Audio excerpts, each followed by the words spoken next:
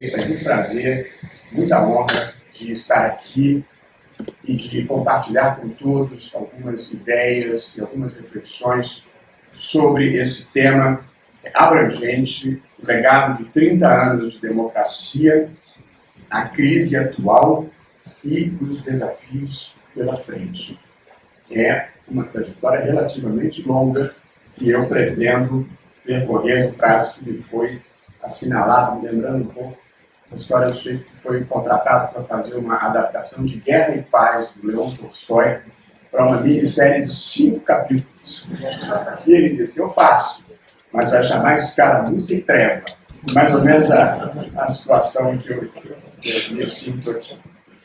Eu gostaria um pouco de contextualizar as minhas reflexões, começando por uma referência que eu considero importante.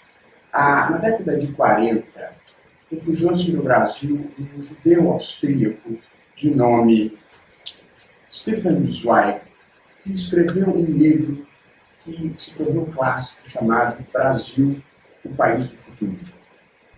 Este livro do Zweig era uma visão um pouco romanceada e colorida. É engraçado porque as minhas notas estão em inglês, então eu estou traduzindo de volta agora. Uma visão um pouco romanceada do Brasil, e boa parte das previsões ali contidas não se concretizaram. Porém, a ideia do Brasil como um país do futuro, desde aquela época, se tornou um pouco um slogan nacional, e os brasileiros sempre sentiram um certo conforto com essa ideia de que um dia seríamos relevantes e desenvolvidos mesmo que em algum lugar do futuro. Esse futuro, aparentemente, chegou. Aí, de meados para final dos anos 2000, digamos, talvez já próximo do ano de 2009, o Brasil crescia a uma média de 5% ao ano, tudo bem? O Brasil era o destino principal, talvez um dos principais destinos do mundo para os investimentos estrangeiros. Nós vivíamos um bom preço das commodities e tínhamos conseguido um prestígio e um reconhecimento internacional relevantes. Tanto que o Brasil se tornou sede da Copa do Mundo de 2014, das Olimpíadas de 2016 e postulava um lugar no Conselho de Segurança das Nações Unidas. Portanto, nós vivemos ali um momento, eu até tinha isso no meu paper anteriormente, mas que foi retratado na palestra de ontem do nosso amigo português Bernardo, em que uma capa da influente revista The Economist tinha uma foto do Cristo Redentor e a manchete era Brazil takes off. O Brasil decola. E, portanto, esse era o momento que nós vivíamos. A verdade, porém, é que, passados alguns anos, poucos anos, 4 anos depois, esse ciclo de prosperidade aparentemente se encerrou. Houve uma queda significativa no preço das commodities, no preço do petróleo. A China teve uma desaceleração importante na sua economia e no Brasil houve uma volta significativa da inflação. Portanto, passados 4 anos, em 28 de setembro de 2013, a manchete do The Economist era o Cristo Redentor fazendo um loop para baixo e a pergunta era Has Brazil blown it? E depois disso, essa manchete de 2013, ainda vieram mais 2. Uma de 2016, já discutindo a questão do impeachment, com uma foto da presidente, e a manchete era Time to Go. E a mais recente, que foi exibida na apresentação ontem em Londres, que era o Cristo Redentor com uma placa que dizia SOS. E, portanto, nesta trajetória de poucos anos, o país passou um pouco da euforia à mais profunda depressão. E é a partir daí que eu gostaria de compartilhar essas reflexões que considero relevantes. A minha proposta e o meu propósito nessa nossa conversa é olhar para frente e pensar algumas ideias para frente com uma breve parada. Eu dividi a minha apresentação em 3 partes. Eu tenho uma superstição nessa vida. Eu divido tudo em 3. Tem uma explicação, mas ela é muito longa e, portanto, eu não vou dá-la aqui. Mas a observação que eu quero fazer é que se alguém pensou, mas esse sujeito, professor de direito constitucional, sujeito que vive na objetividade da vida, ministro supremo, cultiva essas superstições, gostaria de lembrar que Niels Bohr, físico quântico, vencedor do Prêmio Nobel da Física, ele tinha uma ferradura na porta do seu gabinete de trabalho. E quando um jornalista perguntou para ele, Fernando tem sempre um jornalista presente, quando o jornalista perguntou para ele o que ele, um físico, um agnóstico, tinha na porta do gabinete de trabalho dele uma ferradura, o Niels Bohr respondeu, é que dizem que dá sorte mesmo para quem não acredita. O dessa crença a primeira observação que eu gostaria de fazer, o primeiro capítulo dos 3, dos quais eu só vou deliver 2 pela razão que já explicarei. Porém, o primeiro capítulo que eu gostaria de brevemente repassar, ele diz respeito ao legado desses 30 anos de democracia. E acho que é muito importante fazer este registro. Nós temos, desde 1985, o poder civil vigente no Brasil, e temos, desde 1988, uma Constituição democrática vigente no Brasil. E, portanto, eu gostaria de destacar 3, por evidente, pontos positivos acumulados ao longo desse período, muito brevemente, antes de nós seguirmos viagem. Os 30 anos de democracia legaram ao Brasil uma estabilidade institucional sem precedente. E não foram tempos banais. Nós tivemos sucessivos escândalos, desde os anões do orçamento até o escândalo que levou à destituição do presidente da República por impeachment em 1992. Todas as crises e todas as circunstâncias vividas pelo Brasil nesses últimos 30 anos foram resolvidas dentro do quadro da mais estrita legalidade constitucional. Isso pode parecer uma obviedade para os mais jovens, mas o nosso país é o país do golpe de Estado, o país da quartelada, o país da violação das regras do jogo. Portanto, nós temos 30 anos de democracia para exibir ao mundo e 30 anos de uma democracia que conseguiu absorver as crises mais graves. Portanto, nessa matéria, só quem não soube a sombra é que não reconhece a luz. Esse era o primeiro ponto positivo que gostaria de destacar. O segundo deles, igualmente importante, é relativo à estabilidade financeira. Quem aqui tiver mais de 40 anos, alguns têm mais de 40 anos, terá passado parte da sua vida adulta num quadro de inflação vertiginosa que era o que se vivia no Brasil. Tá bom? Quer me dar um pouco? Eu posso falar dele.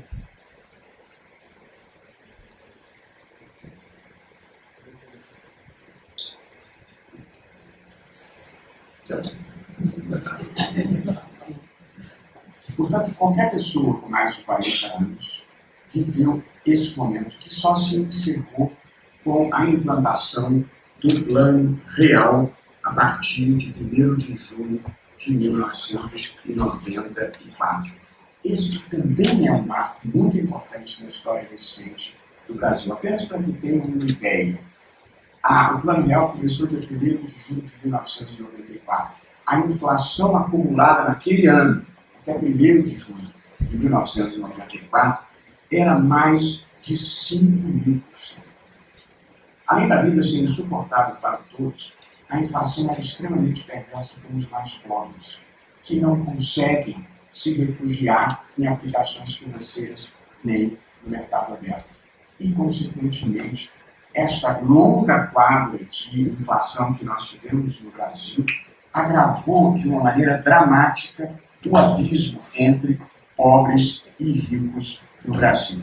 Então, eu gostaria de registrar que, sob o regime democrático, na verdade, na primeira década do regime democrático no Brasil, nós conseguimos superar uma ditadura e nós conseguimos superar uma quadra de hiperinflação.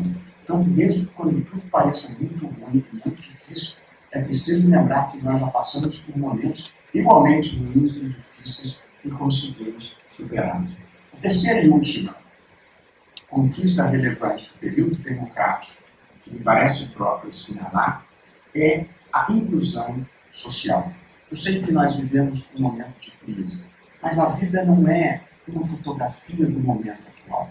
A vida é um filme. Então eu acho que a gente tem que perceber o filme na sua inteireza. E embora a pobreza e a desigualdade sejam marcas indeléveis do Brasil ainda hoje, e haja indicadores muito ruins, a verdade é que nós fizemos vertiginosos progressos nessa área em termos de inclusão social. De acordo com o IPEA, mais de 24 milhões de pessoas deixaram a linha da pobreza. E ainda, de acordo com o IPEA, mais de 13 milhões e meio de pessoas deixaram a situação de pobreza absoluta.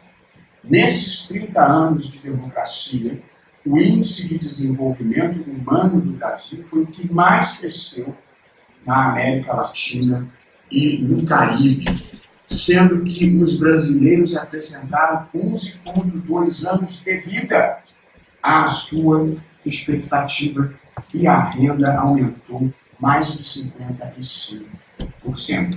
Portanto, nessa hora em que tudo parece estar balançando ao vento, eu gostaria de lembrar que nós temos 30 anos de estabilidade institucional, conseguimos domesticar uma inflação que parecia uma tragédia do país e da nossa geração, e conseguimos uma inclusão social de mais de 30 milhões de pessoas que não são realizações que devam passar em branco e estudar. E, portanto, eu gostaria de registrar isso já no início desta minha conversa com todos. A parte 2 da nossa conversa, o segundo capítulo da nossa conversa, chamava-se no original The Current Crisis, a Diagnostic Attempt. Infelizmente, essa eu vou ter que pular. Eu, nesse capítulo, que eu escrevi efetivamente, supondo que no momento em que eu chegasse, que a questão do impeachment já tivesse sido decidida de uma forma ou de outra, a verdade é que ela ainda é uma questão pendente. E eu tenho certeza que todos compreenderão a minha dificuldade de fazer qualquer que eu poderia fazer um comentário retrospectivo. Mas, evidentemente, eu não posso fazer um comentário sobre uma situação que está em curso e que, de certa forma, pode até desaguar no tribunal. Mas eu, nesse capítulo, discutia um pouco quais as razões pelas quais eu acho que houve uma súbita perda de apoio, de sustentação política da Presidente da República. Eu discutia um pouco o sentido, o impacto e o alcance da Operação Lava Jato sobre a realidade política brasileira, e eu discutia as vicissitudes dramáticas do modelo presidencialista brasileiro, que, a meu ver, precisa ser urgentemente repensado. E, embora eu, no tempo que era advogado, conseguia separar, penso, adequadamente a minha vida de professor da minha vida de advogado, e depois que virei juiz, também acho que consigo separar uma coisa da outra. Mas esse é um momento delicado da vida brasileira que eu não gostaria de dizer nada que pudesse ser mal interpretado ou interferir sobre uma realidade política em curso, sobre a qual não é o meu papel interferir. Juízes não têm lado. A lógica de um juiz é certo ou errado. E, portanto, O meu lado, na verdade, de todos nós do Supremo, é o de defesa da Constituição e o de defesa das instituições. E, nesse momento, penso que defender a Constituição e defender as instituições é não fazer o papel, aliás, em nenhum momento fazer o papel de comentarista político da atualidade. Por esta razão, eu vou passar para o terceiro e último capítulo da nossa conversa, que é Look to the Future, portanto, olhando para frente e pensando uma agenda construtiva para o Brasil, em que eu procurei pensar 10 pontos. Até para sairmos um pouco dessa repetição de estarmos remoendo esse momento dramático. Eu acho que a gente tem que olhar para frente e pensar o que nós queremos. É uma frase feliz do Abraham Lincoln, que ele dizia: a melhor forma de prever o futuro é inventando. Portanto, eu acho que a gente precisa inventar um futuro para o Brasil. Eu começo pela obviedade, que é o tópico 1. Reforma política, se nada mudar, todos perdem. Eu preciso dizer que eu, há 10 anos atrás, escrevi uma proposta de reforma política do Brasil. Ninguém comentou. Eu constituí uma equipe de trabalho e contratei um doutorando, fizemos uma pesquisa e eu escrevi a minha proposta de reforma política para o Brasil por sempre. Devo dizer que deu traço, ninguém do voto. Eu tenho muitos anos de análise, sou bem resolvido, mas realmente foi uma bala. Nenhuma repercussão. Zero de repercussão. Mas de lá para cá eu tenho voltado a esse assunto que há 10 anos atrás eu já achava e hoje continuo achando mais ainda que esse é um ponto de passagem, um rito de passagem para a superação dos problemas que nós vivemos. Me lembrei um pouco da história do Felício, que se contava no Carlos Drummond, ele entrou no sebo, e lá no sebo ele encontrou um livro dele com uma dedicatória para um amigo que estava vivo.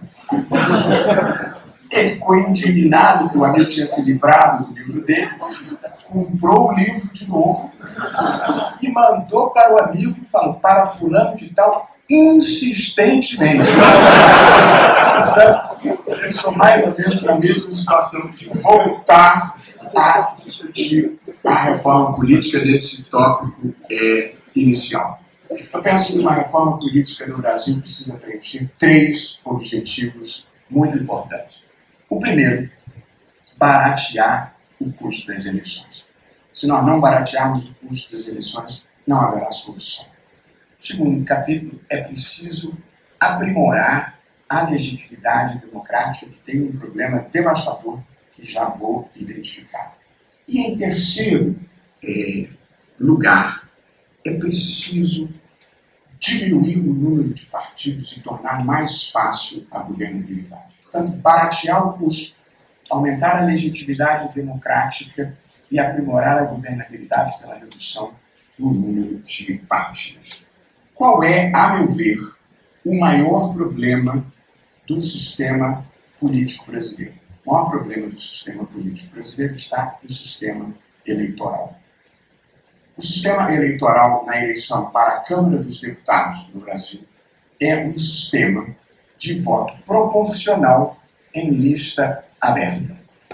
O que significa que todos os candidatos fazem campanha em todo o Estado.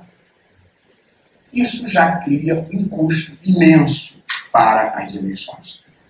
Um custo inacessível para qualquer cidadão que não tenha um financiador por trás de si.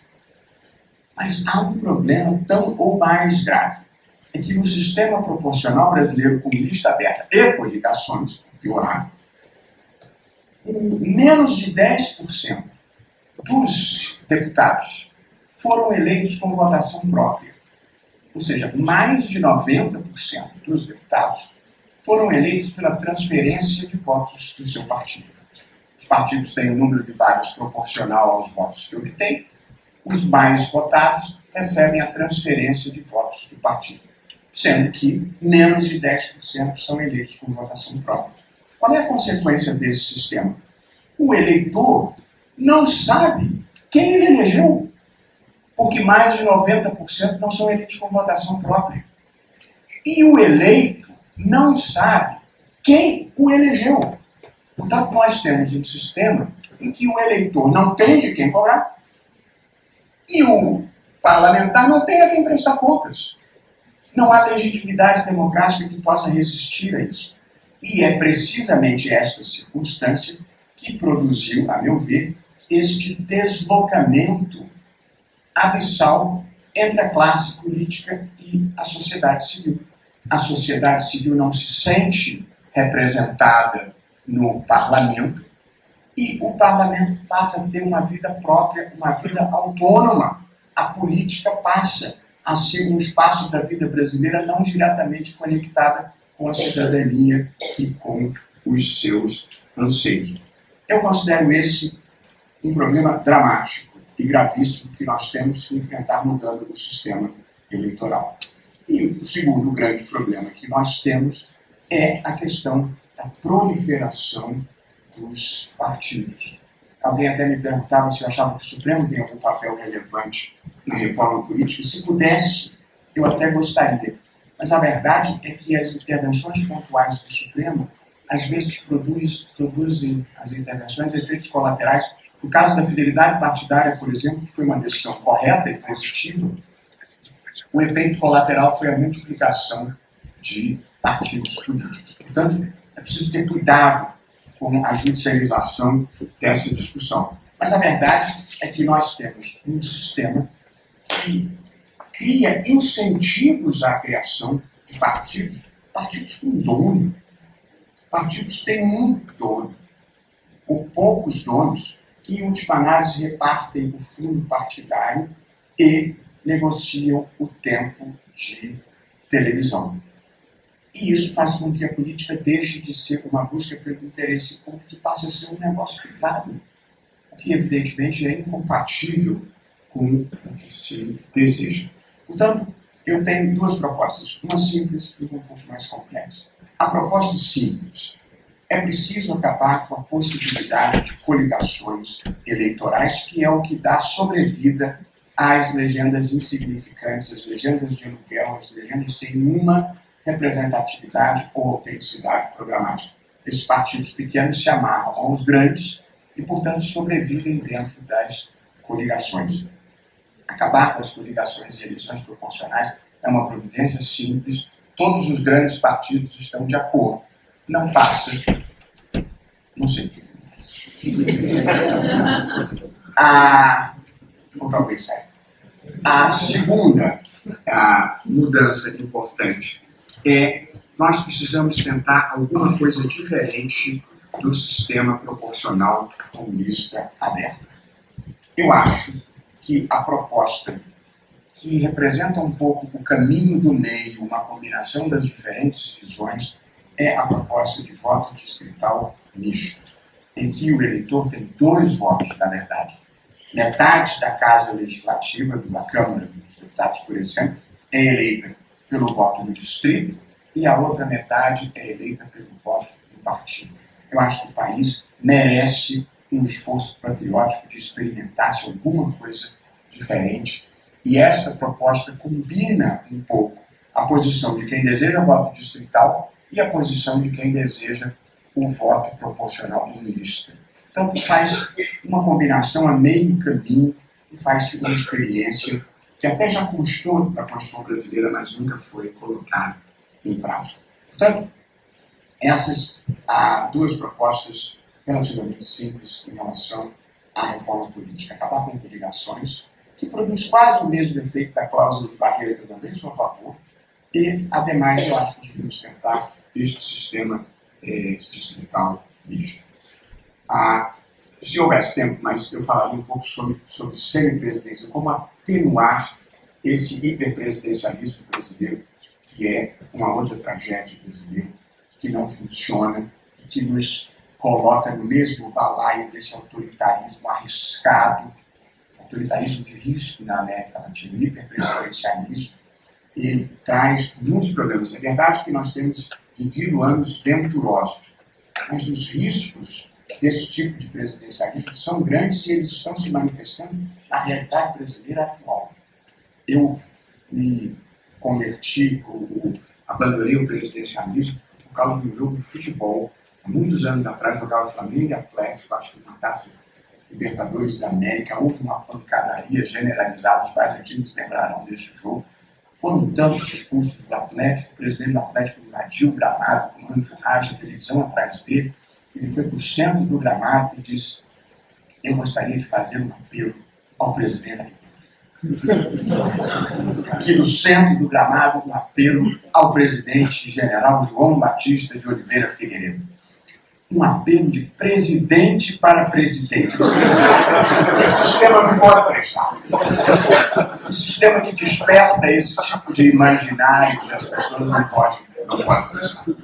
Mas o semipresidencialismo demandaria um tempo que eu não tenho para expor a ideia, que seria uma ideia lá para o futuro, para não interferir com as cartas que já estão na mesa para as próximas eleições. O segundo capítulo da conversa que eu gostaria de ter, a segunda ideia importante, é este tema da corrupção e da impunidade. E como nós criamos um sistema que incentiva os piores. E, nesse momento, por circunstâncias diversas, acho que o país está enfrentando isso. Boa parte da corrupção, uma parte relevante da corrupção, eu acho que decorre do sistema político e dos mecanismos de financiamento eleitoral. Portanto, uma mudança no sistema eleitoral produziria avanços nessa matéria. Porém, acho que um outro elemento que foi responsável pela corrupção no Brasil foi a impunidade. As pessoas, na vida todas, elas se movem fazendo cálculos de incentivos e de riscos. E a verdade é que o incentivo da corrupção é grande, porque ganha-se dinheiro fácil, e os riscos no Brasil eram mínimos, quando não inexistentes, porque não havia nenhum tipo de punição efetiva em casos de corrupção, e, consequentemente, isso gerava este incentivo ao comportamento de agentes públicos e de agentes privados. Eu acho que nós estamos começando a mudar isso. Acho que é um esforço que está no começo, não está nem no meio. Mas este enfrentamento envolve mudanças de atitude, mudanças na legislação e mudanças de jurisprudência. A legislação tem avançado, tem algumas propostas relevantes que foram expostas aqui pelos eminentes procuradores, pelo doutor Gebran, doutor Dallagnol, doutor Paulo Galvão e doutor Gebran. Há uma evolução na legislação muito relevante, mas, sobretudo, o que eu acho que está mudando é a atitude da sociedade brasileira, de uma maneira geral, e do Poder Judiciário em particular. E acho que o mensalão, o julgamento da ação penal 470, foi um precedente emblemático, porque pela primeira vez foram efetivamente condenadas pessoas que no Brasil desfrutavam de uma certa imunidade. O Brasil é um país, ainda hoje, mas deixará de ser, em que existem pessoas que são invisíveis de tão pobres, e existem outras que são imunes de tão ricas. E, portanto, a gente não consegue criar um país com um mínimo de igualdade. Esse eu acho que é o esforço que nós estamos fazendo. Portanto, no julgamento do mensalão, inúmeras pessoas, agentes públicos, líderes políticos e empresários foram efetivamente condenados a penas privativas de liberdade e, sobretudo, os agentes privados, a penas relativamente longas, muitos ainda estão presos até hoje.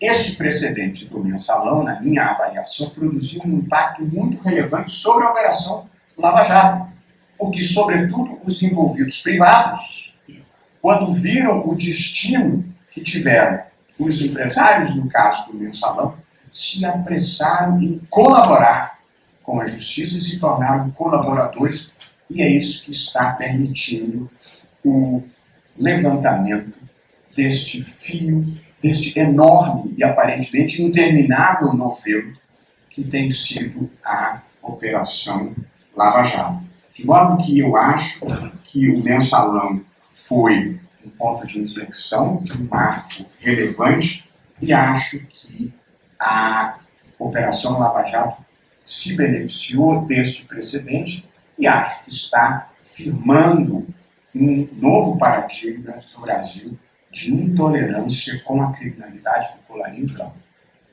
que era amplamente tolerada no Brasil.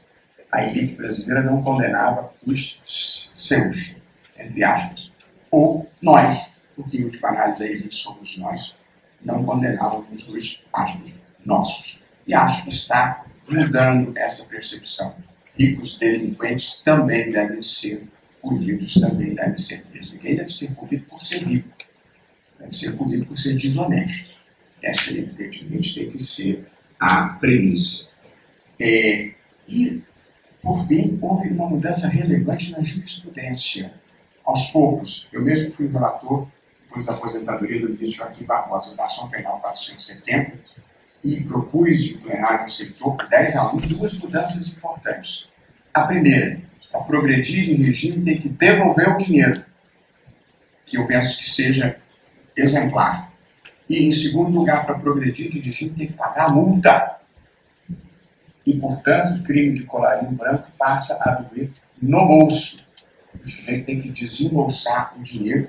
Eu fui rígido em não permitir que ninguém progredisse sem o pagamento da multa, e quase todo mundo pagou. Eu gostava de encher a boca e dizer que nós já tínhamos arrecadado 12 milhões. Mas depois dos números da Lava Jato, parece ridículo. Portanto, eu nem vou mencionar, mas essa cifra que eu achava que era uma vitória. Portanto, e terminando este capítulo, eu acho que este enfrentamento que nós estamos no país fazendo em relação à corrupção, que envolve o Ministério Público, que envolve a Polícia Federal, que envolve juízes de primeiro grau e de diferentes instâncias, vai promover uma mudança, uma revolução silenciosa no Brasil, que é a de valorizar os bons em detrimento dos espertos. Nós temos um país em que, e esse é um exemplo que eu adaptei de uma passagem da Miriam Leitão no seu livro História do Futuro, em que dois empregados da mesma empresa, um está estudando uma forma de diminuir custos para fazer obras públicas a melhor preço, e o outro tem acesso ao agente público que paga qualquer preço desde que ele leve uma propina. No Brasil, o incentivo maior era para isso segundo, e, portanto, nós criamos um país em que se incentiva os espertos e não um país em que se incentiva os bons. Portanto, nós precisamos inverter essa lógica e acho que enfrentar a corrupção vai nos ajudar a revalorizar os bons e negar os espertos. É preciso criar os incentivos adequados para isso. Terceiro ponto que eu gostaria de abordar diz respeito à superação do preconceito que ainda se tem no Brasil contra a iniciativa privada de uma maneira geral. Portanto, é preciso derrotar esse passado. Nós temos um país em que, e alguém mencionou isso mais cedo, acho que Adams, da palestra de ontem, o Estado brasileiro era a locomotiva do progresso social. O Estado brasileiro era o grande agente econômico, o grande agente político e criou uma sociedade altamente dependente do Estado, viciada em Estado. Nós temos um capitalismo de Estado desde a origem, porque no momento inicial, aí na década de 40, era a alternativa possível diante de uma iniciativa privada descapitalizada para não se entregar em determinados setores ao capital estrangeiro. Portanto, o Estado brasileiro passa a ser o grande empresário. E aí cria-se a Companhia Siderúrgica Nacional, a Fábrica Nacional de Motores, a Companhia Hidrelétrica do São Francisco na década de 40, depois vem a década de 50, cria-se a Petrobras, cria-se o BNDES, depois o BNDES, até que vem a década de 60 e, curiosamente, os militares aprofundam este processo de estatização e de criação de empresas estatais. Portanto, só em meados da década de 90 é que nós começamos a desconstruir este Estado onipresente em todas as áreas, inclusive na economia. Aí, na década de 90, vem essas reformas constitucionais que aí flexibilizaram as restrições ao capital estrangeiro, flexibilizaram os monopólios estatais e veio a privatização. Mesmo assim, a sociedade brasileira ainda alimenta um preconceito em relação à livre iniciativa, que eu acho que é um pouco uma consequência dessa onipresença do Estado na economia. Por quê? O imaginário social brasileiro ainda associa a livre iniciativa e o capitalismo, de uma maneira geral, a concessões baseadas em favoritismo, a obras públicas com licitações fraudadas, a golpes do mercado financeiro, a latifúndios inexplorados, recebidos graciosamente. Portanto, nós ainda temos uma sociedade que vê a prosperidade, que vê a riqueza, que vê o lucro com grande desconfiança. Quando já existem, hoje, riquezas e empresas consolidadas pelo trabalho, pela inovação, pela criatividade. Então, nós vamos ter que derrotar esse preconceito contra a livre iniciativa. É verdade que a Lava Jato revelou as piores suspeitas que nós todos tínhamos das relações entre a iniciativa privada e o Estado. Mas, de novo, o Estado onipresente. A gente precisa criar um país com mais sociedade civil e menos Estado. E precisamos criar um capitalismo que não seja como o que temos até agora. O capitalismo no Brasil é um capitalismo em que os empresários, boa parte deles, gostam de financiamento público, reserva de mercado e cartelização. Isso não é capitalismo. Isso é socialismo, com sinal trocado é socialismo para ricos. Portanto, nós precisamos inverter esse modelo que nós temos na relação com o Estado. Um quarto item, eu vou acelerar um pouquinho, era a questão da necessidade de nós melhorarmos a gestão pública do país de uma maneira geral. Meu subtítulo em português era O Estado a que chegamos.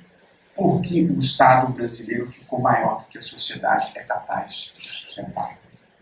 E é preciso desfazer essa ideia errada, politicamente equivocada, de que tudo que é estatal é progressista e tudo que é privado deve ser olhado como algo suspeito, quando não conservador ou reacionário.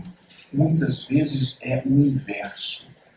Eu mudei a minha percepção desse assunto, Estado progressista e iniciativa privada conservadora, quando eu participei de uma comissão que foi investigar o que se passava no Banerj, o Banco do Estado do Rio de Janeiro, que era apelidado de Banco Popular e Democrático do Estado do Rio de Janeiro.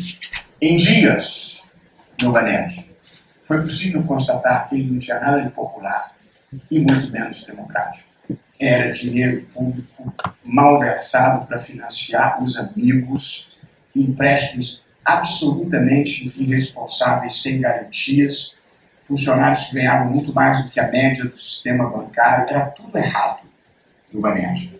E naquele momento, eu não tive nenhuma dúvida que a única coisa progressista que podia se fazer ali para o bem da população era vender, talvez até dar o Banerj.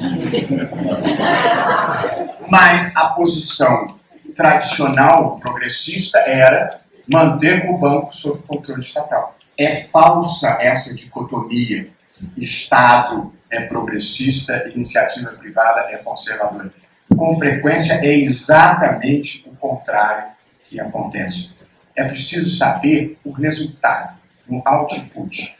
Se para a sociedade resulta em um produto melhor a privatização, privatiza-se. Não é preciso ter preconceito. Eu tinha uma empregada no Rio de 30 anos que comprava pagando não sei quantas prestações no telefone fixo, que levou toda a vida para chegar. Depois que veio a privatização das telecomunicações, ela passou a ter 2 celulares. Portanto, a vida dela melhorou. A escolha não pode ser entre estatal ou privado, a escolha tem que ser faz mais bem às pessoas que precisam ou menos bem. Se faz bem, é desse lado que eu estou. Essa é a posição progressista. Portanto, nós precisamos enfrentar esse inchaço. Todos os estados da federação praticamente estão sem dinheiro para pagar salário. Que dirá para investir?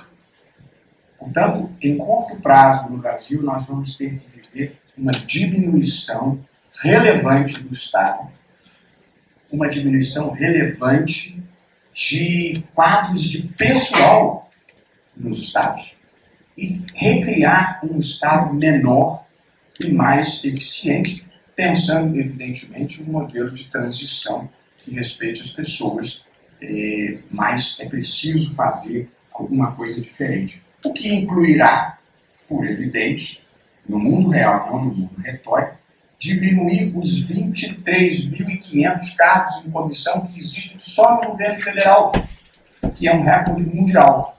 Nos Estados Unidos, que é o segundo colocado, são 9.000 cargos em comissão. E na Alemanha são 500 e na França 550. E isso para um serviço público que a população percebe como de péssima qualidade. Portanto, reequacionar o Estado, seu tamanho, diminuir o inchaço e requalificar os servidores públicos tem que fazer parte de uma agenda patriótica para o Brasil. Educação. Somos o último da fila dentre os países em desenvolvimento, países no nível intermediário de desenvolvimento. Nós estamos atrás de boa parte dos países da América Latina, embora tenhamos feito progressos muito relevantes. Nós conseguimos, alguém observou isso mais cedo, universalizar a educação fundamental. Essa foi uma conquista importante. Agora é uma questão de melhorar, agora é uma questão de melhorar a qualidade. E nós temos um projeto constitucional, e penso que político-social, de universalização do ensino médio, que é uma fase muito relevante da vida para dar dignidade às pessoas, para que as pessoas possam fazer escolhas esclarecidas e, portanto, uma educação até o nível médio melhora a qualidade do desfrute da vida, melhora a qualidade das escolhas, melhora a percepção que se tem da vida em geral, da vida material, da vida espiritual. Portanto, é preciso universalizar o ensino médio com uma prioridade. E o ensino superior no Brasil, a universidade no Brasil, custa caro demais e devolve para a sociedade um produto que é caro para o que ele oferece. A universidade brasileira precisa ser repensada. Eu não proporia uma reforma universitária, não funciona em nenhum lugar do mundo. Você gasta toda a energia política brigando. Da França, a Itália, a São Paulo. Portanto, é preciso pensar um modelo alternativo, justapondo ao que já existe, e aos poucos os bons vão migrando. Uma coisa que eu aprendi na vida é que o bem atrai o bem. O que está funcionando atrai quem gosta de coisa que funciona.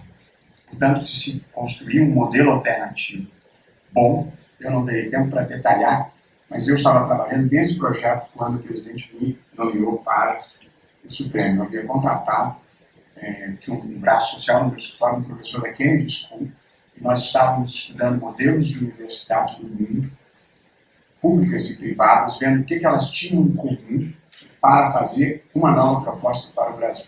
Mas a minha ideia central, assim, 3.0, uma universidade que seja pública nos seus propósitos, servir a sociedade, privada no seu financiamento, nada de dinheiro público, tribunal de conta, ministério público, ação civil pública, isso torna a vida um inferno.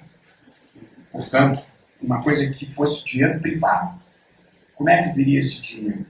Dotações privadas, filantropia, e quem desse o dinheiro ia participar do bordo financeiro.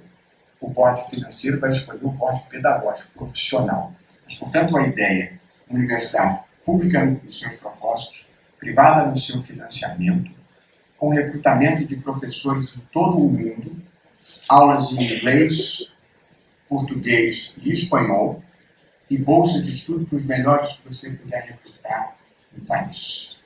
E se esse modelo der certo, você pode depois replicá-lo. Este modelo da universidade pública, que consome um percentual imenso dos recursos da educação, está sempre insatisfeita porque há muitas demandas.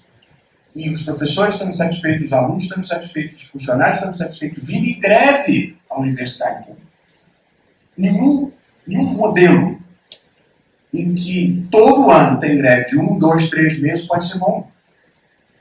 Assim como nada que esteja produzindo judicialização constante pode ser bom. Greve não é a forma normal de se resolver litígio. Judicialização não é a forma normal de se resolver litígio.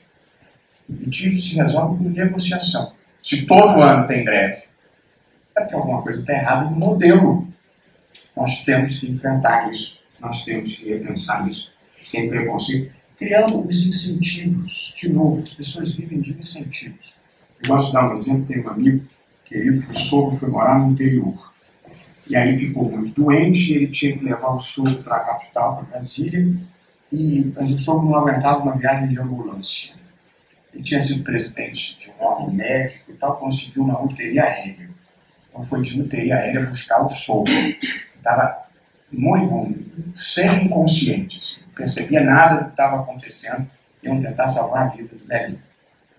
Botaram ele numa maca e levaram ele para dentro do avião, da UTI aérea. Quando ele entrou na UTI aérea, viu que estava dentro de um avião, ele olhou e falou assim: quem é que está pagando por isso? Me sentiu certo. Quando ele achou isso vai sair do meu bolso, ressuscitou. Me sentiu certo. As pessoas fazem a coisa certa. Isso. Entendeu? Então, por isso que eu insisto, o incentivo é que vai fazer a diferença. Então, é preciso criar modelos que não ofendam as pessoas que sempre fizeram a mesma coisa, que não ofendam quem não está preparado para a mudança. Apenas você cria alguma coisa que o que for bom vai migrar aos poucos. Essa é a ideia que eu compartilho. Para seguir viagem, sem dialogar demais, há um item da agenda brasileira que diz respeito ao saneamento básico. Esta é a principal política de saúde preventiva praticada no mundo inteiro, que é esta de saneamento básico, que diz respeito, como muitos saberão, na oferta de água, do escoamento do esgoto sanitário, do tratamento do esgoto sanitário e como lidar com resíduos sólidos. Pois bem, essa é a principal política pública de saúde no mundo. Pois bem, o Brasil tem os seguintes dados: mais de metade dos lares brasileiros não tem sistema de escoamento de esgoto. Mais de 70% dos municípios não tem um sistema de tratamento de esgoto. Portanto, jogam o esgoto em estado bruto na natureza, nos rios ou no mar.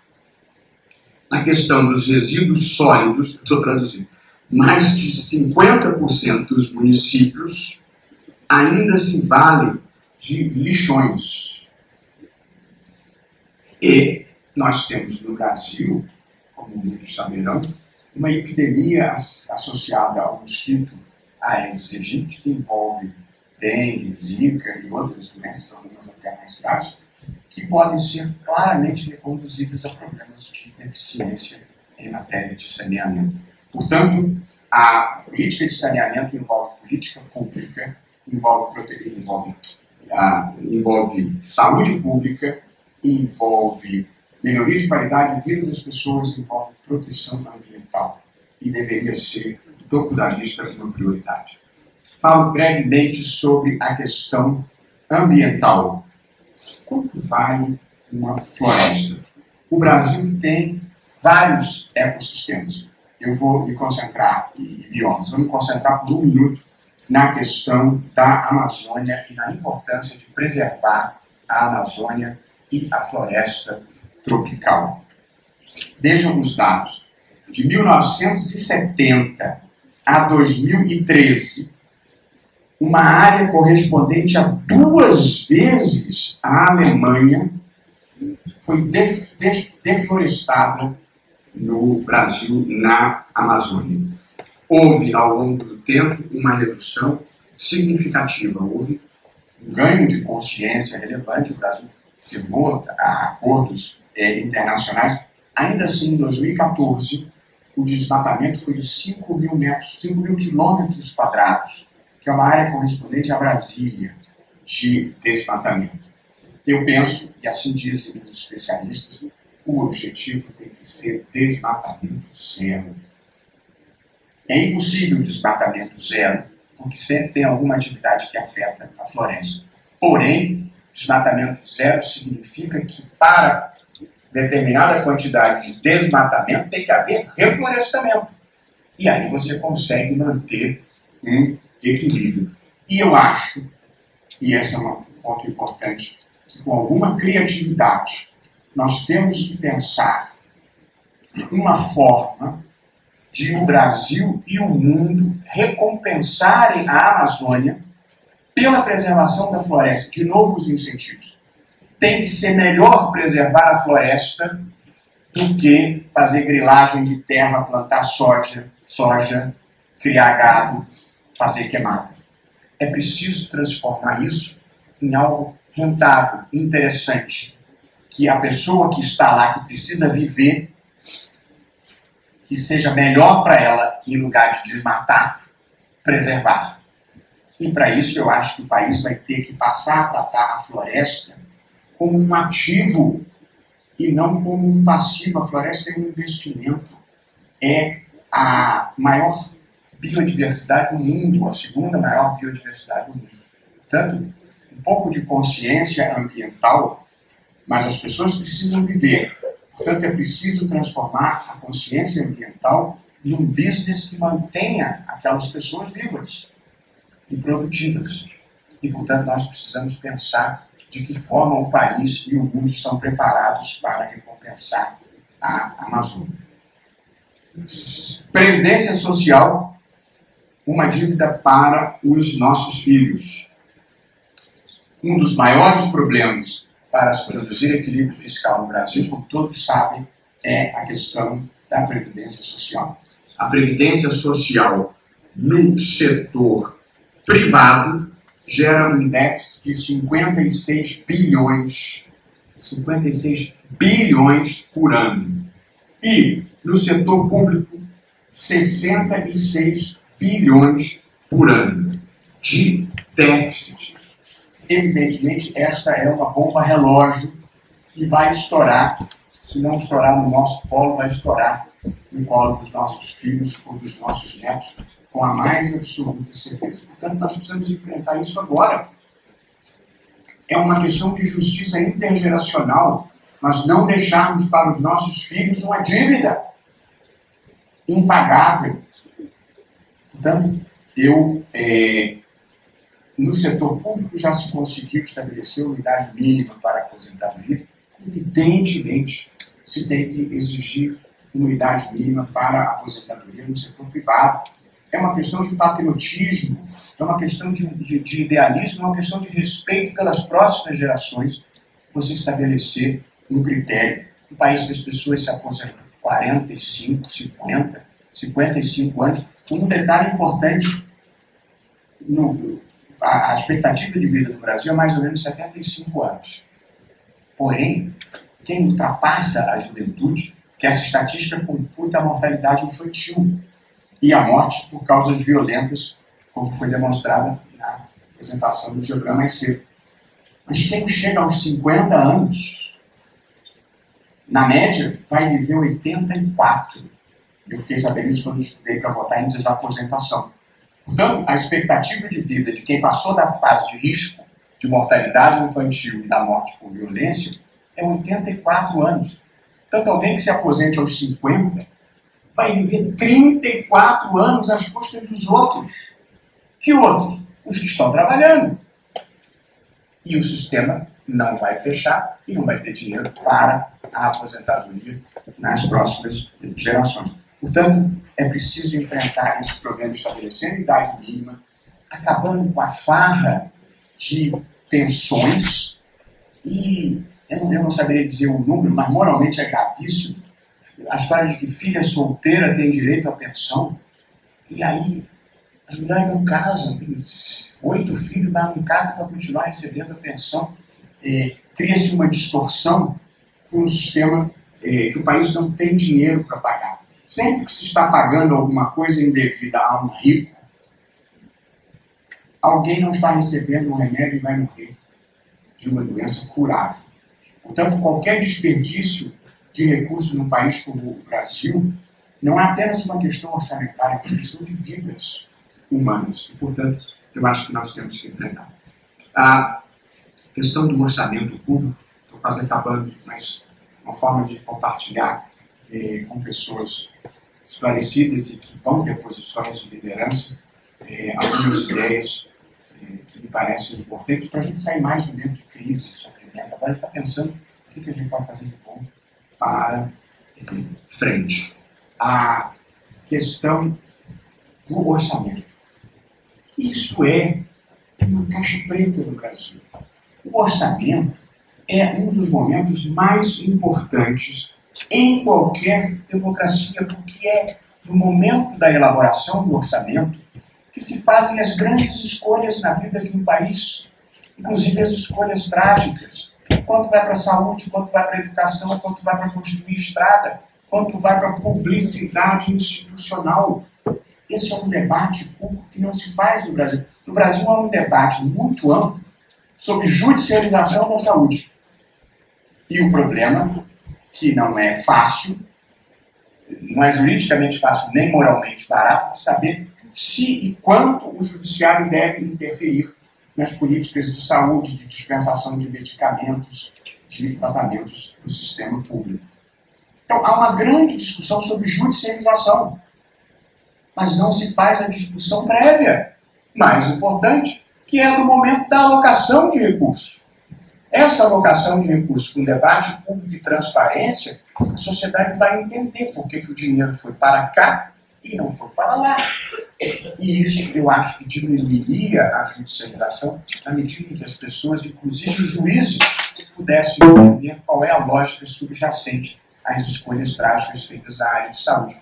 Portanto, o orçamento no Brasil pode ser agora, por causa das aspas pedaladas sobre as quais eu não estou opinando, que a questão do orçamento entre no radar das pessoas, de saber como é que isso funciona, como é que se elabora. Não há debate no Brasil. Todas as democracias do mundo dedicam o segundo semestre a debater quanto vai para onde. Nós temos que incluir esta preocupação na nossa agenda da transparência na elaboração do orçamento e transparência na fiscalização da sua execução. Um dos mecanismos mais autoritários que há no hiperpresidencialismo brasileiro é a possibilidade de o presidente da República, unipessoal e discricionariamente, contingenciar os recursos.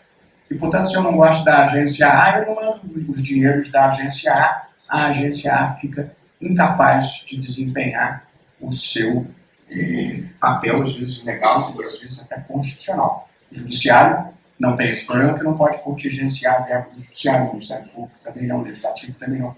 Mas os órgãos públicos, em geral, os seus orçamentos não são executados. E, portanto, é preciso ter transparência também na política de contingenciamento.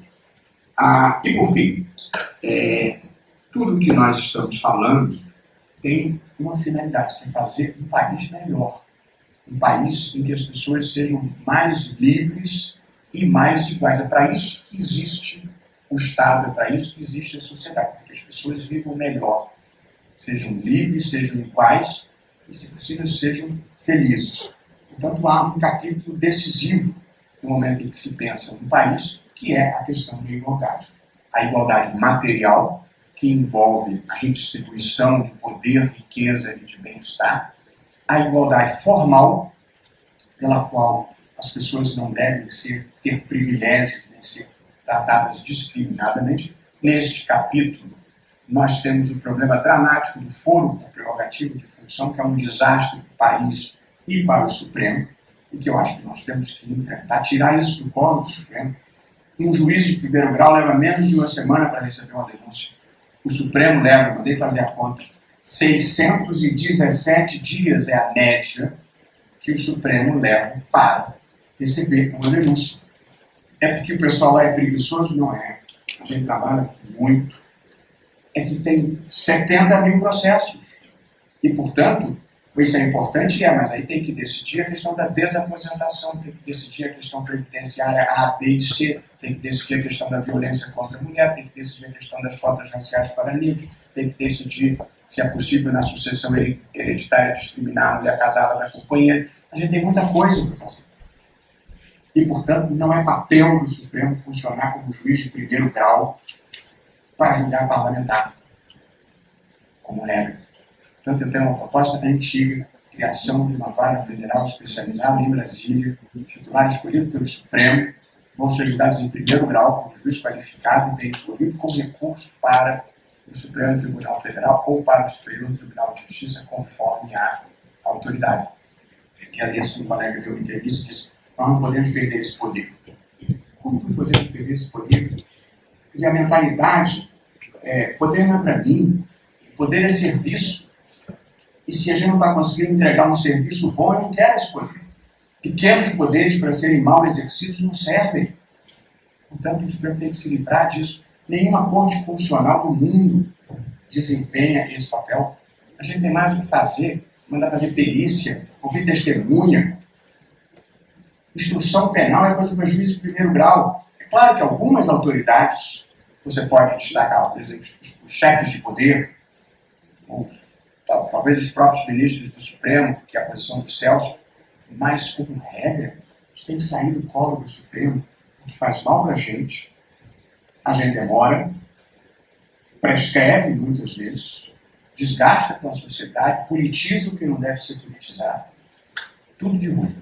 Portanto, essa é uma mudança que podem resistir quando quiser, mas o processo histórico vai levar ao término desse foro por prerrogativa, porque é inevitável. E, por fim, a igualdade como reconhecimento. Há uma consciência crescente no Brasil do dever do Estado e da sociedade de proteger as minorias, amparar as minorias, amparar as pessoas que precisam, sejam os pobres, sejam as mulheres, que não são minorias, mas são um grupo vulnerável, sobretudo abaixo da classe média alta, amparar negros, amparar homossexuais, amparar travestis, amparar quem tem vulnerabilidade na vida. A vida em sociedade, a vida civilizada, significa trazer todo mundo junto e fazer de cada um melhor que pode ser. A gente não pode criar uma sociedade só para alguns, que era a mentalidade que havia no Brasil. A classe dominante brasileira achava que podia criar um país só para ela. Agora, pensava isso com o deputado Daniel Coelho ontem, agora não, agora você tem um projeto liberal, conservador e progressista de inclusão social. A consciência social é uma das grandes conquistas, eu diria, da última geração. Entrou no radar que um país tem que ser um país para toda a gente, portanto você tem que ter projetos inclusivos. Eu estava falando de gays, negros, recentemente fui dar uma palestra, não estou terminando, pessoal, fui dar uma palestra e a apresentadora me disse assim, que o professor Gilberto Barroso, que como advogado defendeu as uniões homoafetivas e depois como juiz votou pela descriminalização da maconha. Agora, ministro, eu gostaria de dizer ao senhor que há uma nova tese, uma nova questão na agenda progressista, que são as uniões poliafetivas. Aí eu disse para ela, olha, já me convidam para a parada aqui. Já me convidam para a marcha da maconha. preocupa-me o tipo de evento que vão com essa história de milhão de pontos aqui. Eu gostaria de terminar pedindo desculpas por ter me alongado um pouco além, com 3 conclusões e uma reflexão final. A primeira é a intensidade e gravidade da crise atual não deve obscurecer o muito que nós conquistamos nesses 30 anos de poder civil e de democracia. Não foi pouco. Em segundo lugar, o Brasil está passando por uma crise política, evidentemente, por uma crise econômica, por um momento de dificuldade. Mas não há uma crise institucional. Eu acho que as instituições estão funcionando. E mais cedo ou mais tarde, essa tempestade vai passar. E acho que o saldo positivo é um salto civilizatório, um avanço de patamar ético. É esta ideia que eu considero vital, que é criar um país dos bons e não um país dos espertos. Eu acho que uma agenda brasileira inclui, claro, cada um pode ter a sua agenda, mas esses 10 itens que eu procurei compartilhar, fugindo um pouco do direito, fugindo um pouco da crise, uma agenda que eu acho que ajudará a fazer um país melhor e maior. A última observação que eu queria fazer, que eu considero importante, é a seguinte, nesse momento em que a gente está precisando de um alento, reassurance, que é a seguinte: o Brasil só começou verdadeiramente em 1808. Nós temos 208 anos. Porque antes da vida da família real, em 1808, não havia um país como tal. Os portos eram fechados. Tanto não podia haver comércio. Era proibido por Portugal, pela metrópole, a construção de estradas. Não havia dinheiro. Americano. Não era possível haver manufaturas na colônia. Além disso, não havia escolas. Só escolas religiosas de ensino fundamental para a cidade de Portugal. Mas que não tinha escola. E, portanto, 98% da população era de analfabetos. Há 200 anos, 98% da população brasileira era analfabeta. E 1/3 da população era de escravos. Então, este era o país que nós tínhamos em 1808. Pois bem, em 200 anos, o Brasil é uma das 10 maiores economias do mundo. É uma das maiores democracias de massa do mundo. Produziu a inclusão social de 30 milhões de pessoas. E detalhe, nós não somos herdeiros, como os americanos, de uma tradição como a da Magna Carta, que fez 800 anos no ano passado. Nós somos herdeiros de uma tradição, queridos como são os nossos irmãos portugueses, a tradição do último país da Europa que acabou com a Inquisição, o último país da Europa que acabou com o tráfico negreiro, o último país da Europa que acabou com o absolutismo. Então, nós tivemos que construir um país do zero. Nós não herdamos essas instituições. Portanto, qualquer comparação com outras experiências em que a história andou mais aceleradamente será injusta, porque é preciso olhar onde nós começamos. E nós começamos lá atrás e percorremos um caminho muito relevante, muito significativo, que eu acho que nós podemos nos orgulhar. O Brasil talvez tenha sido o maior sucesso do século XX. E a gente não deve esquecer disso. Eu termino um dia desse, eu fui falar na Universidade Federal de Viçosa e fui recebido pelo presidente do centro acadêmico, fez um discurso muito bonito, muito emocionante, e ao terminar ele disse assim: professor, eu não quero viver em outro país, eu quero viver em outro Brasil. E eu também. Muito obrigado.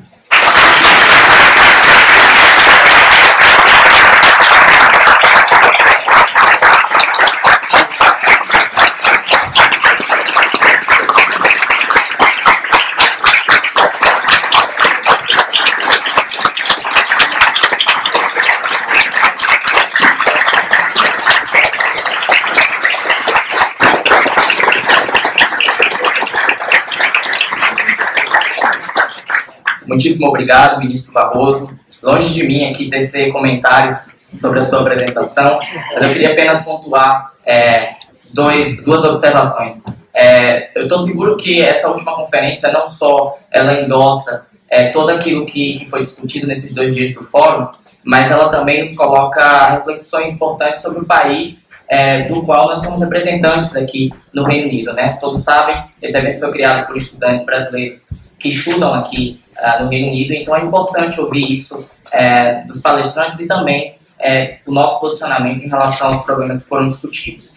As observações tão relevantes que o ministro fez nos ofereceram também um sentido especial sobre esses 30 anos da história democrática do Brasil. E colocando problemas com corrupção, o preconceito contra empresas privadas, mas também um reflexo de mudanças profundas no pacto social, na educação, na segurança pública e outros temas que ele comentou. E aí, quando o ministro nos levou a pensar sobre a citação que ele fez do estado a que chegamos, eu penso que todos se conscientizaram nesse momento que podemos chegar a um estado melhor. E acho que esse também foi um ponto de partida, esse fórum é um ponto de partida para essa observação, que creio eu dará frutos muito em breve. Bom, Jô Soares diz que se existe tanta crise é porque é um bom negócio, né? E acredito que, tirando o sentido perverso dessa expressão de que seja um bom negócio, gostaria agora de abrir a palavra, franquear a palavra ao público, para que possamos discutir esse negócio e debater junto com o ministro Barroso aquilo que nos inquieta, quais soluções que pretendemos apontar para isso. Então, abro a palavra para o público, faremos na seguinte dinâmica, 2 rodadas, 3 perguntas cada rodada, mas antes passo a palavra ali para a Fernanda, que tem uma observação importante sobre uma pergunta da internet. A gente vai começar, como a gente disse, nós estamos transmitindo ao vivo e tem muito comentário na internet e tem uma pergunta que vai ser lida aqui pela Mariana. Ministro, primeiro, parabéns. Muito obrigada por estar aqui.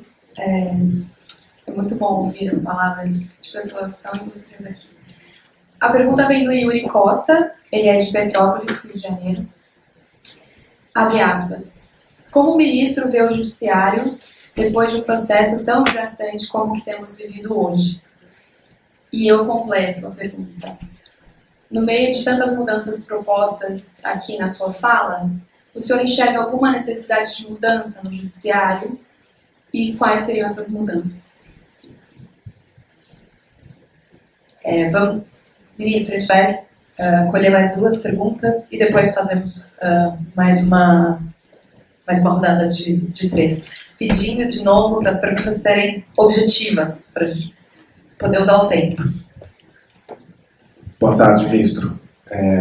Aqui.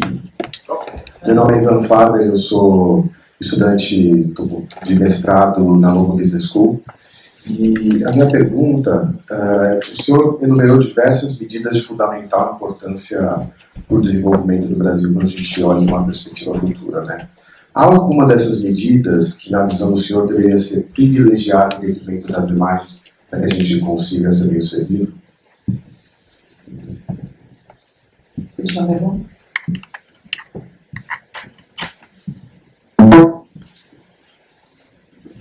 Ministro, obrigado. Queria agradecer a sua ótima palestra. Meu nome é Renan Filhinho, estudo na Universidade de Harvard. Já tive o prazer de... Renan. Eu tive o prazer de ouvir o seu falar em 2 outras oportunidades. A gente levou o senhor lá 2 anos atrás. Foi muito bom. Mas o Brasil é muito diferente do que é hoje, né? E é muito importante nesses eventos conhecer o lado humano das pessoas. E isso que me alegra muito em ouvir do senhor um pensamento tão parecido como o nosso. E, dito isso, eu queria perguntar um pouco sobre o trade-off que existe nas grandes decisões que a gente tem esperado hoje no Brasil, que diz respeito à legalidade do processo legal, mas também o seu senso de urgência como cidadão, de querer que a justiça seja feita. Então, o senhor, como um grande tomador de decisões hoje no país, como o senhor enfrenta essa divisão entre como cidadão brasileiro, que quer que realmente aqueles que fizeram algo ilícito possam realmente pagar por aquilo, mas também que o processo legal e a justiça possa ser decorrida de uma forma processual correta?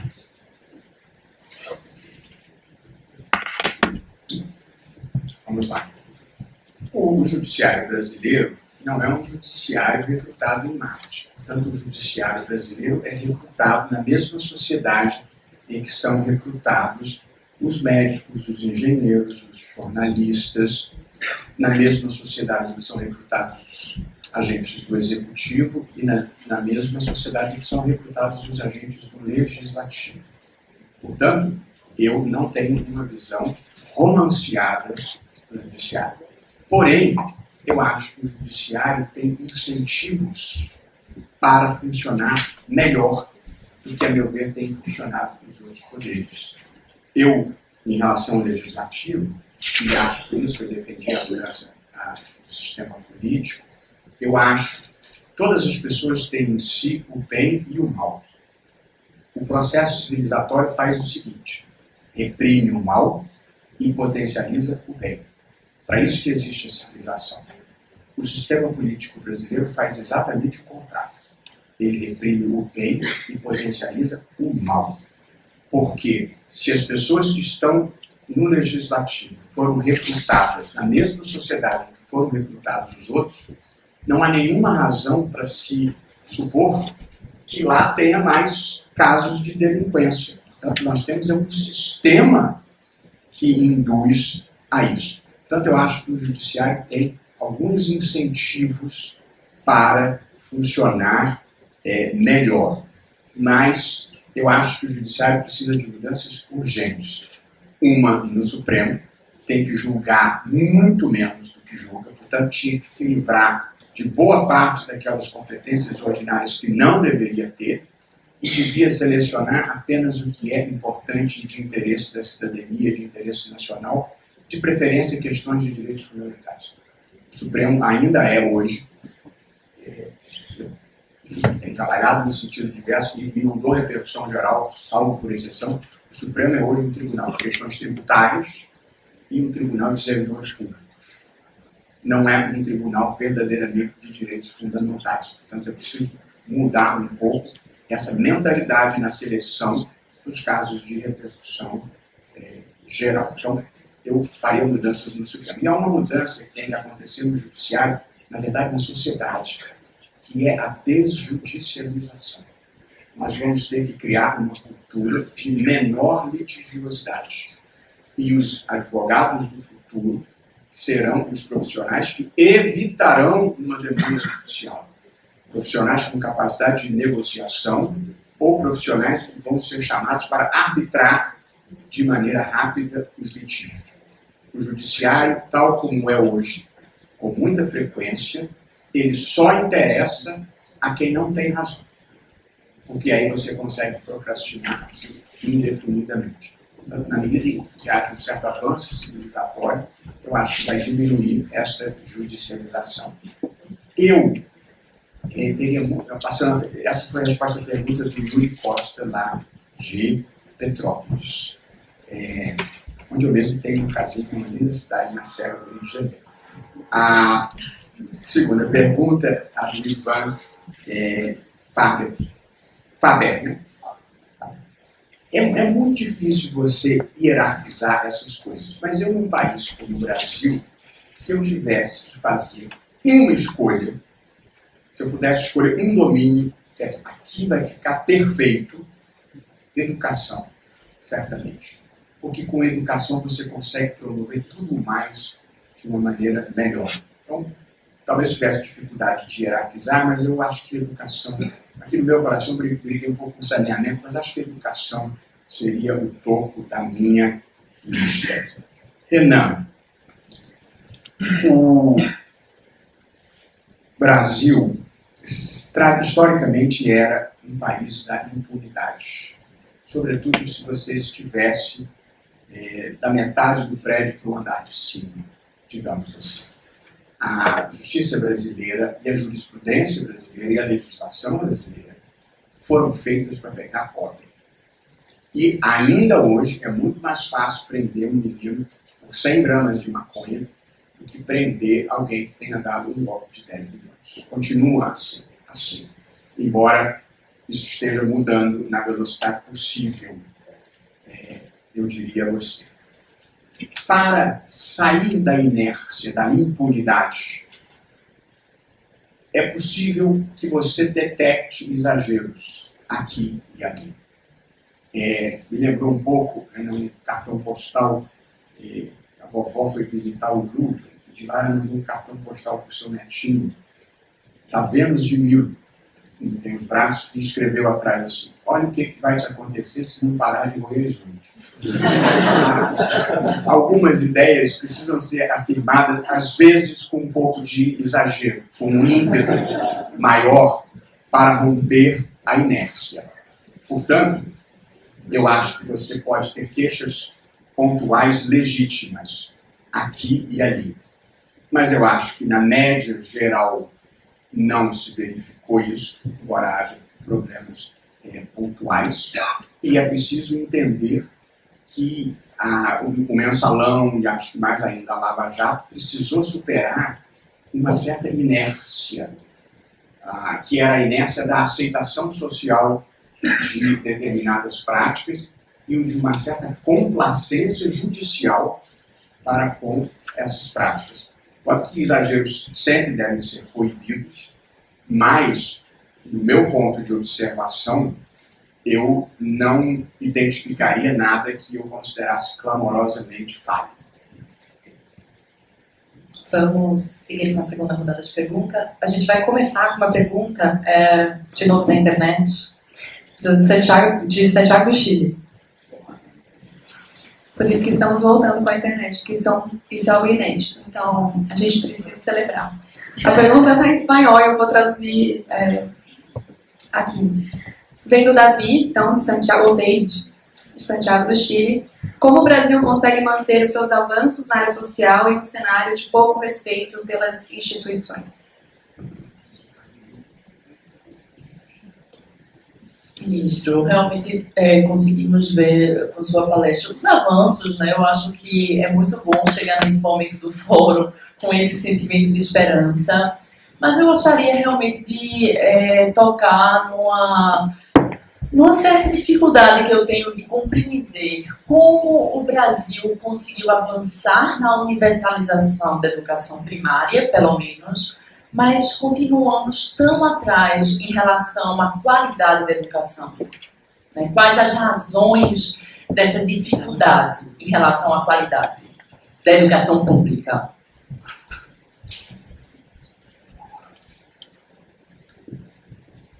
Ministro, inicialmente, parabéns pela apresentação, excelente. A minha pergunta vai no seguinte sentido. O senhor apresentou uma lista de políticas que devem ser entregues à sociedade. Exato. Que devem ser entregues à sociedade. A gente estava conversando, boa parte dessa agenda é uma agenda do executivo, uma agenda de políticas públicas, da administração pública, né, do que a gente chama de entrega de serviços públicos.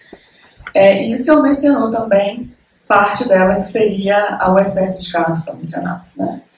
E aí eu queria entender a que o senhor atribuiria a dificuldade do Brasil de entregar bons serviços públicos. O senhor atribuiria isso a uma questão de politização do executivo, e aí então é bem relacionada à questão de politização, digamos, da administração pública, ou uma falta de capacity do Estado brasileiro? Ministro, a gente vai colher mais uma? Porque como o poder corrompe, eu estou com o microfone na mão, vou ignorar as regras, vou passar para uma pessoa que tinha me pedido encarecidamente. Obrigado. Ministro, eu notei na sua apresentação que não houve citação à reforma fiscal no Brasil. Nosso país cobra impostos pesadíssimos das pessoas, especialmente daquelas que menos dispõem de recursos, retorna muito pouco à população e tem regras complicadíssimas de tarifação, gerando um ambiente de negócio terrível. Além disso, relacionado ao ambiente de negócios, existe uma presença do Estado fortíssima, mesmo no setor privado. Por exemplo, leis como a Lei de Incentivo à Informática estimulam um controle fortíssimo do Estado, mesmo dentro de empresas, mesmo de outros países que se apresentam no Brasil, como Samsung, Ericsson e outras muitas mais. e gera necessidade de instituições e até fundações para manter funcionários, que muitas vezes parecem um cabide infinito de empregos. Eu gostaria de saber qual a sua opinião sobre isso e se existe uma necessidade mais urgente. Obrigado.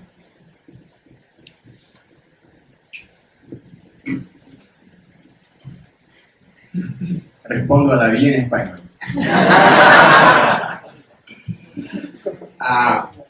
Na verdade, Davi, eu acho que nós, de fato, temos avanços na área social e eu não tenho certeza que eu confirmaria essa premissa de que não há no Brasil respeito às instituições. Acho que há, no geral, são instituições relativamente recentes, estão sendo construídas, não são perfeitas, são passíveis de críticas, mas eu acho que o Brasil é um país que tem instituições razoáveis e tem as instituições que correspondem ao nosso amadurecimento como povo. Não adianta a gente imaginar um país diferente. Nós nascemos, não posso dizer nós nascemos aqui, mas nós nascemos lá e vivemos lá, e no próximo Natal não haverá neve. Portanto, a gente tem que viver de acordo com as próprias circunstâncias. Eu acho que as instituições brasileiras, elas correspondem ao estágio civilizatório brasileiro. Nós estamos tentando avançar o nosso estágio civilizatório. Mas eu acho que há respeito às instituições. As decisões do judiciário são, como regra geral, respeitadas. O presidente da República, o que ele decide, como regra geral, é cumprido. As leis que são aprovadas no Congresso tornam-se vigentes. De modo que eu não confirmaria, concordaria com essa premissa. A segunda, a questão da universalização da educação primária, as razões da má qualidade. Eu quase combinaria essa resposta, em parte, com a resposta, em parte só. Por exemplo, o Estado brasileiro, ele um pouco reflete o nível civilizatório da sociedade brasileira, porém, ele está inserido num sistema que muitas vezes não dá incentivos para os melhores. Voltamos à questão dos incentivos. Eu acho que a educação, alguém disse isso mais cedo, quer dizer, a educação de massas piorou o nível médio do ensino. É verdade. Mas virou uma educação de massa. Quer dizer, na medida em que você conseguiu universalizar, você teve um decréscimo de qualidade. Esse é o próximo capítulo. Eu acho que primeiro tinha que universalizar e agora nós vamos melhorar a qualidade. Eu que não sou, até sou professor, assim, eu estou ministro do Supremo, mas eu sou um professor. Isso é o que corre no meu sangue. Eu dou aula toda semana. Quinta-feira saio da sessão, vou para o Rio e dou aula na UERJ, graduação e pós-graduação. Essa é a minha vida, como é estar aqui. Assim, meu coração bate mais emocionado aqui do que durante uma sessão normal. Uma sessão daquelas boas, aí tem que parar.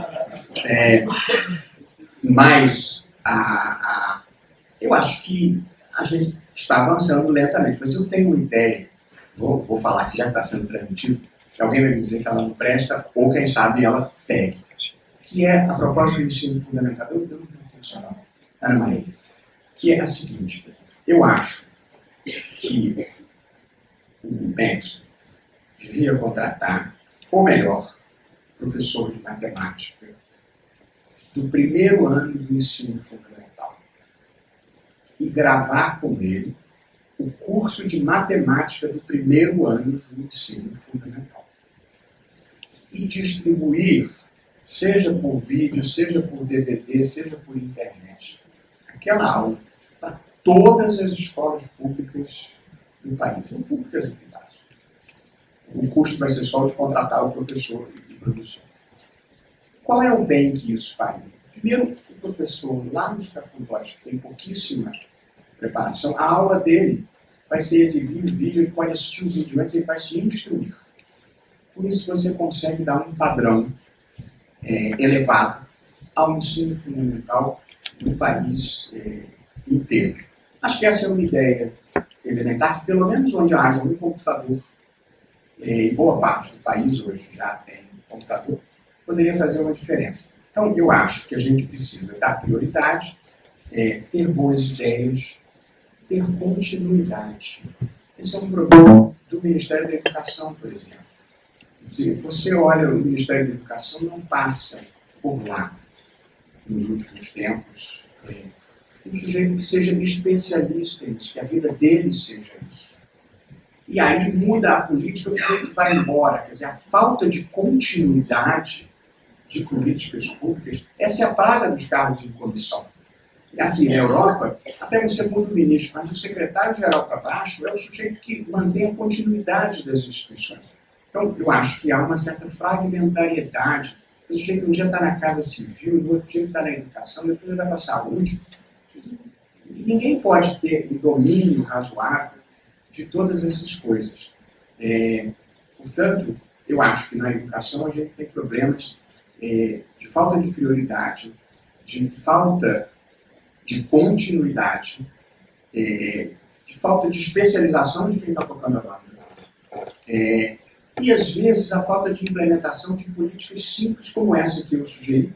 Nunca ninguém me disse que isso não serve. Eu acho que essa é uma boa ideia. Que se podia implementar. E se der certo, você faz com português. Depois faz com ciências, depois e vai subindo. Com isso, você qualifica os docentes e dá acesso aos discentes. De modo, Ana Maria, que eu acho que nós avançamos.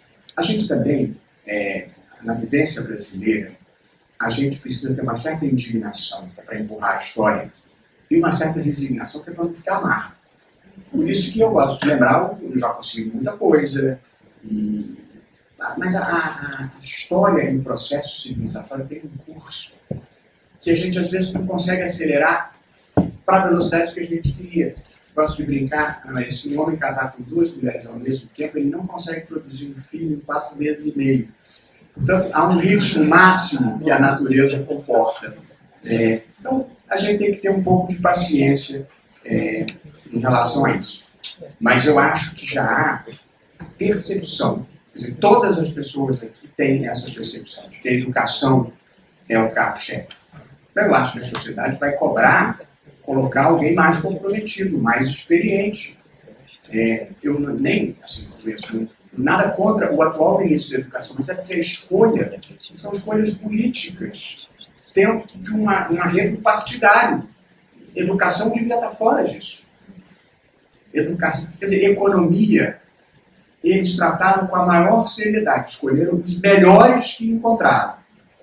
Esse foi um ótimo. Educação não foi esse o critério. Isso, de novo, nenhuma manifestação de desapreço a específica pessoa que está lá. Mas ali foi uma divisão partidária e não uma divisão por conhecimento.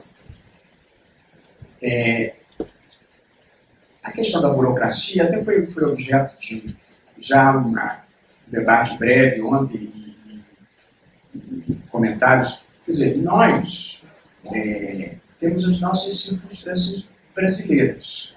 Você sabe qual é o melhor negócio privado do país? Se eu disser, você vai cair para trás. Talvez até já tenha sido petróleo, mas hoje em dia, cartório. É claro que não são todos.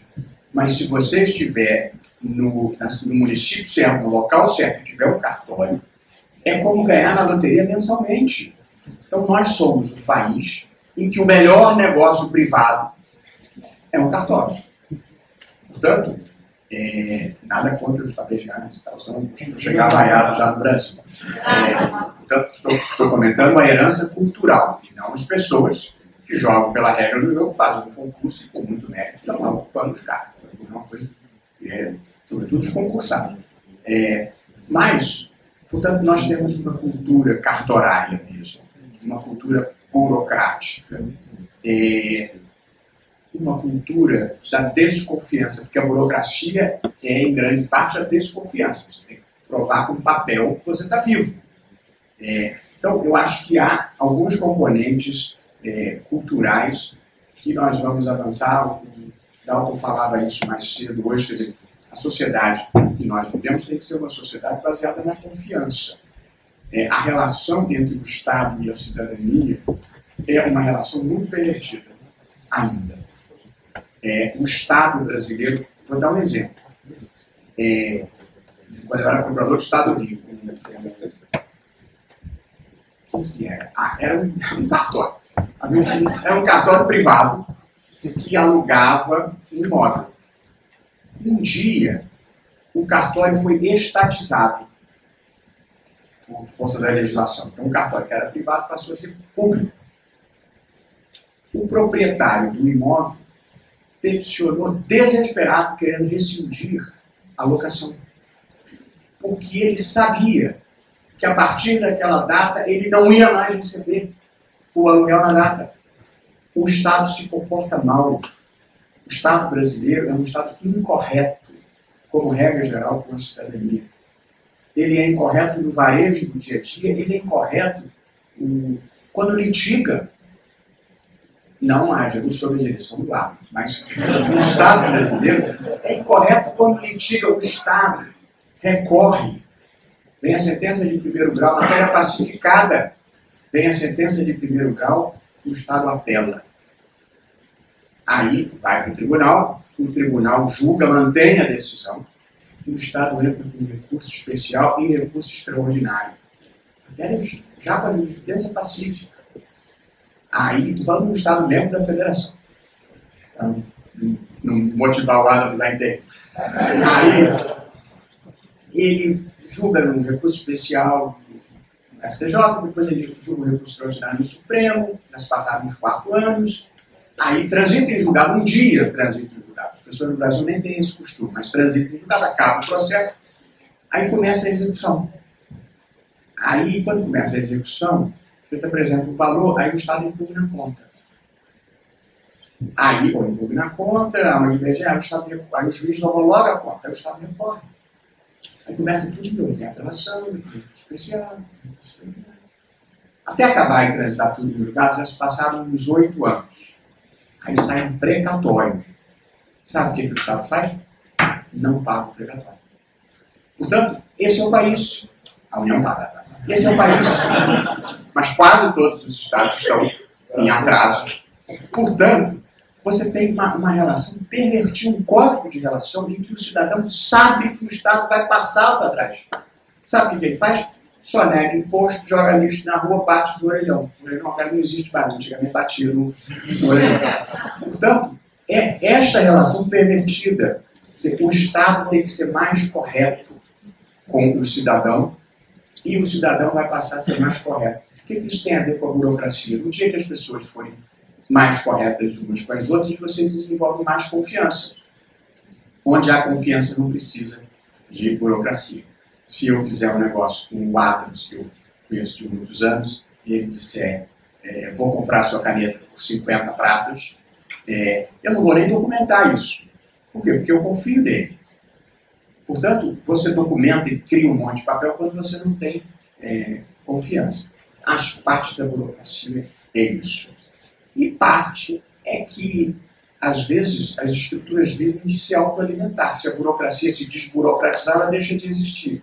Então, o sujeito vive para criar embaraços e dificuldades. Sobre a reforma fiscal, eu não perguntei o seu nome. Marcos. Marcos, eu acho que poderia ter entrado tranquilamente aqui a reforma fiscal. O problema da reforma fiscal, eu suponho que você esteja se referindo mais à reforma tributária, porque o problema fiscal também é complexo, que é, sobretudo no âmbito dos estados, os estados arrecadam menos do que gastam. Esse é um problema fiscal dramático. É primo da questão tributária, mas é um problema um pouco diferente. Qual é o problema da reforma tributária no Brasil? Desde que eu sou pequeno, já se vão alguns anos, eu já sou jovem há bastante tempo, se discute a reforma tributária, porque qualquer reforma tributária, alguém perde e alguém ganha.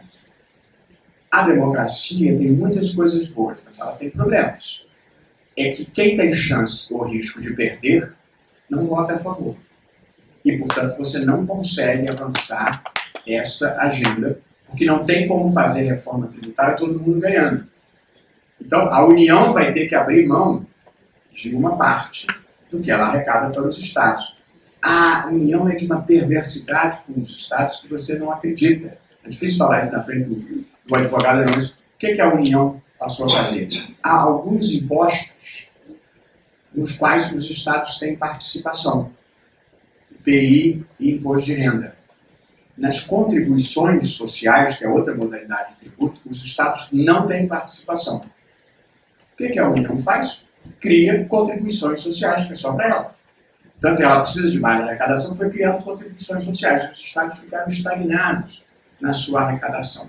Por isso, quando chegou a disputa agora entre Estados e a União, em que os Estados queriam pagar menos juros na dívida e inventaram a tese de que os juros tinham que ser simples e não compostos, é uma questão grande que está no Supremo, a minha proposta foi suspender e dar 2 meses para sentar na mesa de negociação, porque evidentemente os juros têm que ser compostos. Mas a União tem a sua quantidade de culpas na crise dos Estados também. Os Estados têm culpa porque não reduziram despesas nem controlaram despesas durante a bonança, mas a União tem culpas também, porque ela foi aumentando a sua própria arrecadação e os Estados ficaram estagnados. Enquanto que, tecnicamente, eu acho que os Estados não têm razão ao querer juros simples em lugar de juros compostos, mas eles têm razão na queixa de que a União inviabilizou a capacidade deles de pagamento. Então tem que negociar para fazer uma coisa civilizada. Demos 2 meses, já se passou 1 mês e meio, que eu saiba não aconteceu nada. Esse é o país que nós vivemos. Quando chegar no 59º dia, eles vão pedir prorrogação do prazo. E vão dizer que não deu tempo para não começar a fazer. Portanto, avanço civilizatório. Quer dizer, assumir um compromisso, você tem que cumprir o compromisso. Mas a questão da reforma tributária, eu concordo com você que o retorno é baixo, eu concordo com você que o sistema é muito complicado. Quanto a cobrar muito, eu talvez dissesse que o sistema ele é injusto, mais do que excessivo. Porque a tributação indireta no Brasil, que é de impostos como ICMS e IPI, que incide sobre todo mundo, ela é muito COFINS, ela é muito alta. O imposto de renda é moderado, é civilizado. Portanto, no fundo, você tributa isonomicamente pessoas que estão em situação totalmente diversa via tributação indireta. De modo que há um componente de injustiça no sistema também. Mas o ICMS é o tributo do Estado. Como é que você vai falar de redução do tributo do Estado na crise que os Estados estão? Portanto, eu acho, não tinha pensado nisso, que eu não coloquei na minha lista, porque é complicado demais. Okay.